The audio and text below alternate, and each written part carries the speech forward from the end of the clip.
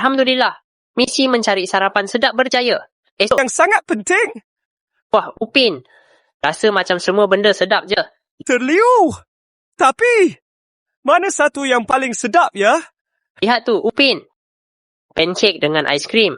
Atau croissant dengan jam. Kita beli 2 je lah nanti. Jangan gaduh.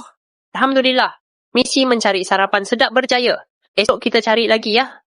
Ben, hari ini kita ada misi rahsia yang sangat penting. Wah, Upin.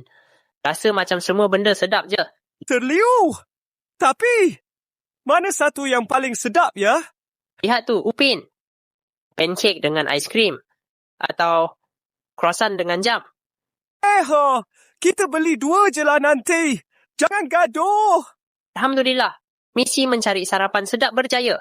Esok kita cari lagi ya.